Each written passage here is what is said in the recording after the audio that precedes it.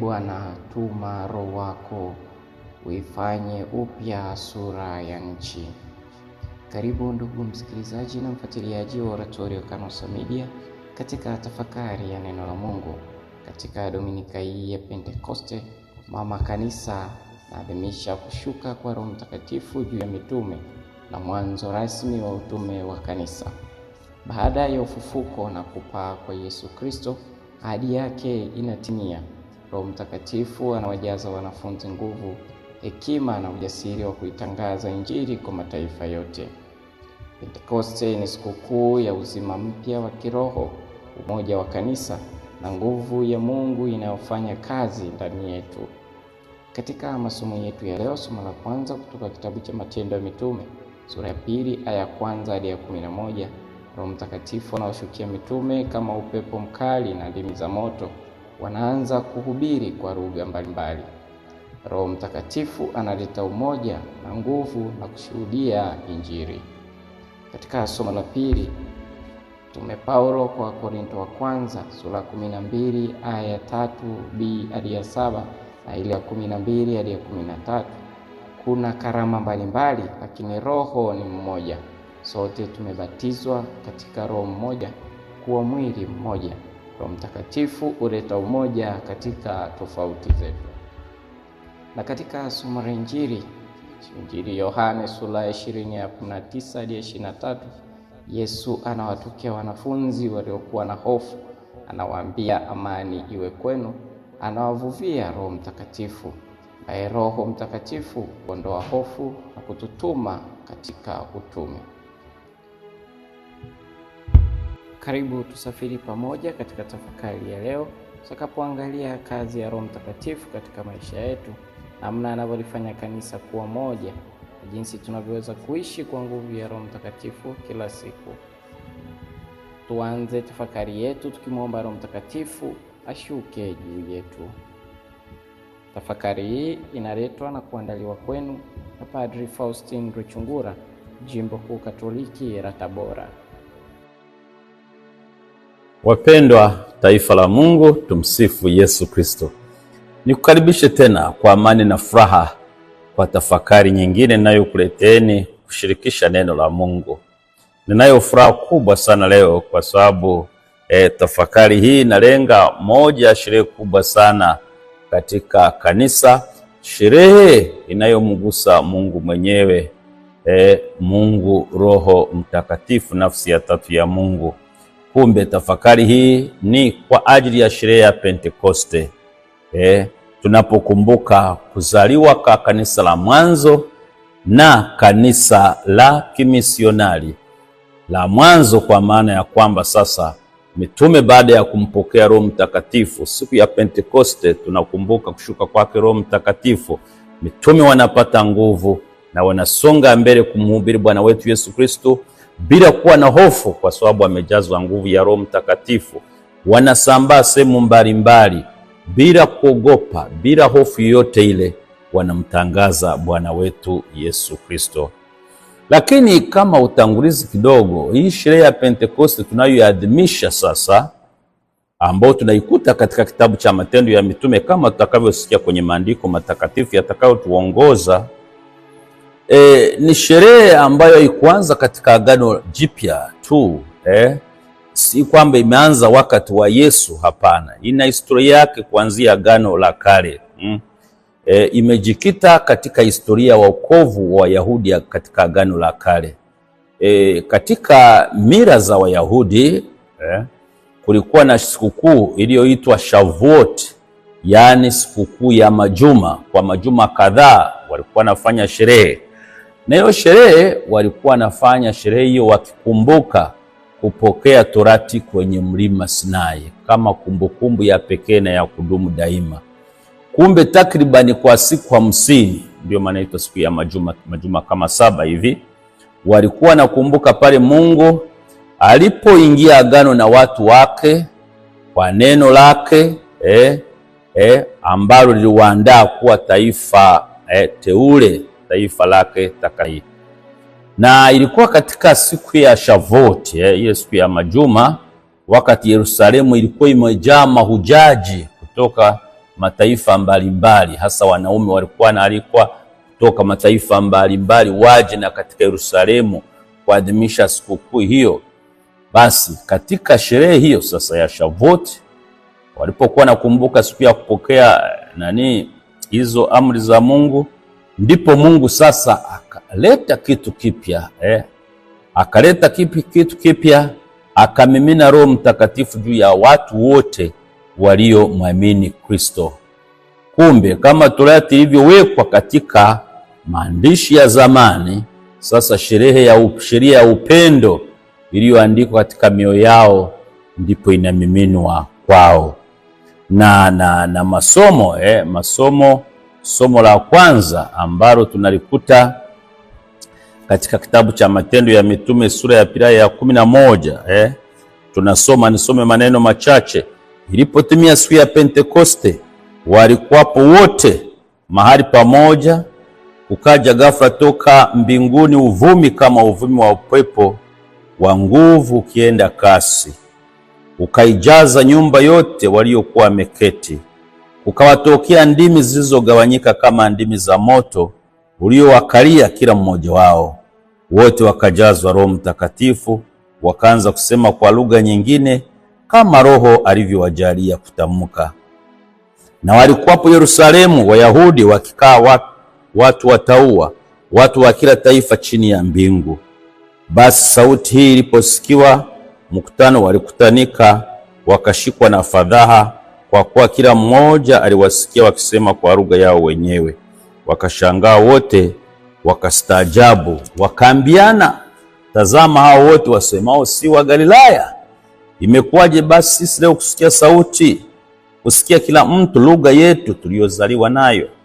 Waparthi na Wamedi na Waelami nao wakao Mesopotamia, Uyahudi na Kapadokia, Ponto na Asia, Frigia na Pamfilia, Misri na pande za Libya karibu na Kirene, na wageni watokao Rumi, Wayahudi na waongofu, Wakrete na Waarabu, tunawasikia hao wakisema kwa lugha zetu matendo makuu ya Mungu.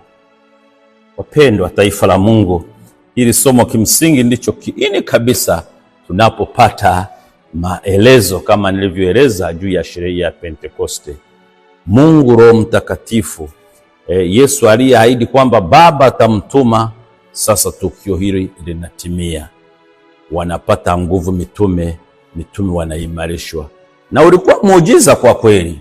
Tumesikia walikuwa watu wanatoka mataifa mbalimbali niliyoyataja hapa, mataifa mengi tu, lakini cha kushangaza ni kwamba basi mitume walipokuwa naongea, basi na wale watu wanasikia kwa lugha zao. Ni muujiza mkubwa sana, ni nguvu ya kimungu, ni nguvu ya kimungu. Roho Mtakatifu anawashukia. Wapendwa, hii ninaweza nikasema ni siku ya kuzaliwa kwa kanisa, ni birthday ya kanisa. Ndiyo maana hii ni sherehe kubwa katika kanisa. Ni katika mwanzo huu kabisa wa kupata nguvu ya Roho Mtakatifu, mitume kama nilivyogusia wakasambaa, wakaenda sehemu mbalimbali kuhubiri neno la Mungu, wakawa mashahidi bila hofu waliokuwa nayo ikatoka. Somo hili linatufundisha nini? Kwangu kabisa naona kwamba mimi na wewe ni kama mitume. Mimi na wewe tumempokea Roho Mtakatifu siku ya ubatizo, siku ya kipaimara chetu, lakini kwa muda wote Roho Mtakatifu yuko katika kanisa, yuko pamoja nasi. Na sisi tunaalikwa sasa kumhubiri Bwana wetu Yesu Kristo kwa moyo mmoja na bila kuwa na hofu. Tusiwe na hofu, tumtangaze Kristo. Na tunafahamu kwamba kanisa ambalo haliinjilishi lazima litakufa. Ni kama zizi ambalo halina ndama, wale wadogo, ng'ombe wadogo, ndama wale wakubwa watakapokwisha, basi ndio itakuwa mwisho wa ufugaji. Kwa na sisi tunayo dhamana kubwa. Mungu ametupatia dhamana hii ya kumtangaza Kristo, kwa sababu tayari tunayo nguvu ya Roho Mtakatifu. Ni wazi Mungu ametupa utume tofauti. Mungu ametupa labda niseme kazi tofauti. Tupo sisi makuhani ambao tunamtangaza Kristo moja kwa moja, wapo watawa utume wao wa kumtangaza Kristo, lakini na ninyi walei pia ambapo mpo mnajitolea kutunza sisi, kulitunza kanisa kupitia sadaka zenu, zaka zetu, mali zenu, majitoleo yenu. Wapo makatekista wetu, viongozi wa halmashauri walei tunaokuwa nao, na ninyi, sisi wote kwa pamoja ndilo kanisa. Kanisa lina watu mbalimbali. Tuwe na umoja na sote, kila mmoja atimize wajibu wake, kwa sababu tumempata Roho Mtakatifu. Tuendelee kumtangaza Yesu Kristo kila siku kwetu, kwangu na wewe, iwe kama ndio tumepata Pentekoste, ndio Roho Mtakatifu ametuingia sasa, tunasambaa tunamtangaza Bwana wetu Yesu Kristo. Huu ni wajibu, kusudi Yesu atakapokuja tena mara ya pili atukute sasa wote kanisa ni hai. Kwa hiyo sherehe ya Pentecost tushangilie kuzaliwa kwa kanisa, ni happy birthday kwa kanisa, na tumtangaze Kristo. Nimalize kwa ufupi na somo la Injili ambao ni Injili ya Yohane sura ya 20 aya ya 19 mpaka 23. Hapa anasema hivi: ikawa jioni siku ya kwanza ya juma, pale walikuwapo wanafunzi, milango imefungwa kwa hofu ya Wayahudi. Akaja Yesu akasimama katikati akawaambia, amani iwe kwenu. Naye akisha kusema hayo akawaonesha mikono yake na ubavu wake. Basi wale wanafunzi wakafurahi walipomwona Bwana. Basi Yesu akawaambia tena, amani iwe kwenu. Kama Baba alionituma mimi nami nawapeleka ninyi. Naye akisha kusema hayo akawavia akawaambia, pokeeni Roho Mtakatifu. Wote mtakaowaondolea dhambi wameondolewa, na wote mtakaowafungia dhambi wamefungiwa. Wapendwa taifa la Mungu, somo hili linatuonyesha kwamba Roho Mtakatifu kweli aliwaunganisha mitume, lakini kuna vitu vile nataka niviongelee. Yesu hapa aliwapatia mitume walichokuwa wanahitaji. Aliwaambia amani iwe kwenu, tena mara mbili. Hakuambia hivi utajiri uwe kwenu. Hakuambia hivi kuweni watu ambao mnafurahia dunia mnavyotaka. Hakuambia ile tunayoyatamani kwenye dunia hii, watu wengi, sijui mali, sijui vyeo na kadhalika. Hakuambia hivyo. Aliwapatia amani kwa sababu alijua kwamba amani ndio waliokuwa wanahitaji, kwa sababu ya hofu na kadhalika na kadhalika. Na sisi tumuombe Kristo azidi kutupa amani, kwa sababu mambo yote tunayoyafanya hapa duniani, iwe ni kazi, iwe ni pesa tunayoitafuta, iwe ni shughuli tunazozifanya, kila kitu, kama hatuna amani hatuwezi tukafika mahali popote. Amani ni kama afya. Amani ni mtaji mkubwa, na hasa amani katika Kristo. Kwa sisi Yesu tunakuomba zidi kutupatia amani, tukae kwa amani na tumtangaze Bwana wetu Yesu Kristo. Na kwa namna ya pekee tuwakumbuka wale watu ambao hawana amani. Watu wengi wana mahangaiko, wana magonjwa, wengine wana hofu, wengine wanateswa makazini, hali ni ngumu na mambo mengine kama hayo. Wengine pamoja na familia zao, mtu na mume wake, mtu na mke wake, hawakai kwa amani, ni shida. Pengine watoto hawaelewani na wazazi wao, watoto wamesambaratika kwa tabia mbaya, pengine wazazi wanakosa amani. Yesu tunakuomba utupatie amani. Wachungaji wanaokosa amani pengine katika utume wao, watawa na kadhalika, ninyi walei, tumuombe Yesu huyu na sisi atupatie amani. Amani ni mtaji mkubwa sana. Lakini Yesu anaongeza kitu kingine. Tunaongelea leo Roho Mtakatifu, sherehe ya Pentekoste. Anawaambia pokeeni Roho Mtakatifu, wote mtakaowaondolea dhambi wameondolewa, na wote mtakaowafungia dhambi wamefungiwa. Huyu Roho Mtakatifu na sisi anametushukia leo, lakini anatushukia tena katika sakramenti mbalimbali, hasa ubatizo na kipaimara. Kweli tuitumie nafasi hii kumrudia Mwenyezi Mungu na kuungama dhambi zetu. Nao makuhani wanaotuondolea dhambi zetu, basi kweli zinaondolewa. Yesu mwenyewe amewapa mamlaka haya.